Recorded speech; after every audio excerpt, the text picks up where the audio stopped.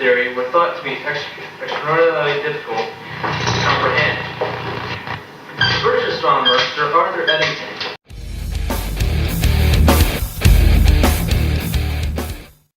Hey people, welcome back. It is week 6 and it is time to break a whole bunch of PRs, which is always great, especially when you're an old man like myself. Before this Saturday workout, I did not get a particularly good night of sleep. And so before the workout, I was like, oh man, I'm not super optimistic about how this is going to go. But like I've said before, you always give it a shot. And as it turns out, I started crushing the bench and even showed off here at the end with a pause on the 8th rep with 205. And I was like, wow, that was really good. So like I say, people, how you feel is a lie. At least go to the gym and try it before you actually give up on it for the day. Hey, so I got an interesting question, believe it or not, from none other than my mom, who apparently watches these videos. Hi, Mom! And she was asking if I'm trying to drive my weight up like I am I not just going to get super fat? And the answer to that is I will definitely gain some fat because it is impossible to gain just muscle when you're trying to gain weight. And it's also, I think, impossible to just lose fat without losing any muscle when you're dieting. But anyway, I was explaining that, you know, the way the body works is that when you do the work in the gym, that creates a demand for more muscle because you go in the gym and you kind of tear your muscles down with the work. And what happens when you recover is that the body rebuilds back to where it was plus a little bit more so that the same stress does not cause the same amount of damage next time around. Yeah, it is definitely the case, however, that if I was eating as much food as I am now and just sitting on the couch, I definitely would get super fat because there's no demand for quality body weight, right? But I think as long as the demand is there, the body will prioritize that, do that first, and then any excess will put on as body fat. Yeah, so I like the phrase that goes something like, your best ally in gaining muscle is a calorie surplus, and your best ally in losing body fat is a calorie deficit. Hey, look at this, deadlifts. That's crazy. When's the last time we saw this on video? I don't know, but my grip managed to hold up through this whole set of 8, and it's a new PR, believe it or not, so I will take it. Awesome. Only downside here is that I think I need to move in front of the rack for any other PR attempts on the deadlift so you guys can actually see what I'm doing. Holy cow, can't see back there. Yeah, so finishing up the 8 rep PR attempts here, and let me tell you, these 8 rep PR attempts are just awful on your cardio because, man, like you can't breathe and blah, blah, blah. So fortunately, you know, I do my cardio on a daily basis these days and was able to like crank through most of it. The rest of this week, believe it or not, I actually changed up my normal game plan because I have to do that fast at the end of the week. Decided to just start cramming in food like there's no tomorrow. And then what I did was just put on interesting numbers on the bar, and by interesting I basically just mean, you know, multiples of big plates, and just went for like max reps.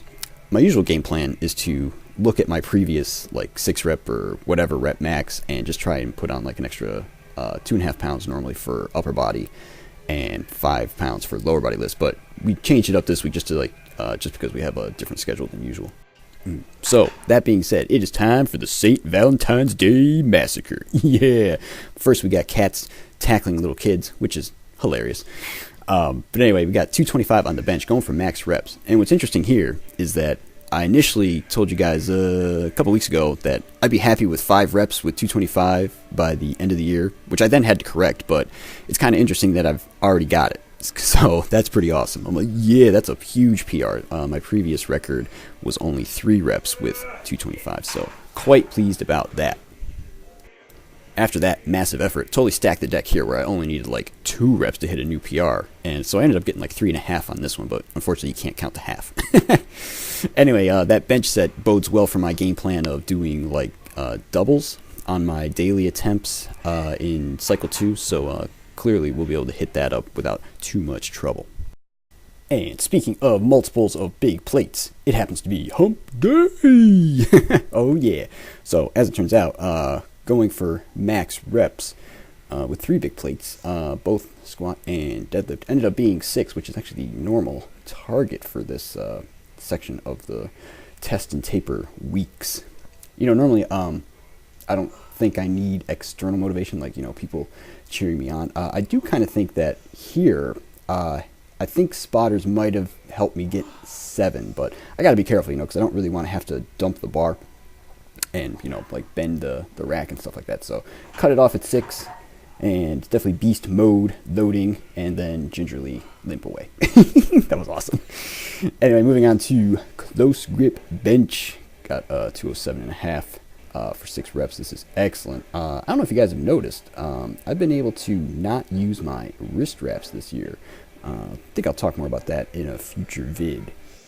Yeah, so anyway, finishing up the bench here. And moving on to deadlifts, I got to say, I think my grip stuff that I've been working on is starting to help because this is actually a current time period PR for 6 reps. Probably did way more than this for 6 back in the day. But I think that was on a deadlift bar, and I only had to reset my grip once there, which actually makes it harder to finish the set, but I'm pretty pleased with how this went. And moving on to Thursday, which ended up being the final workout of the week.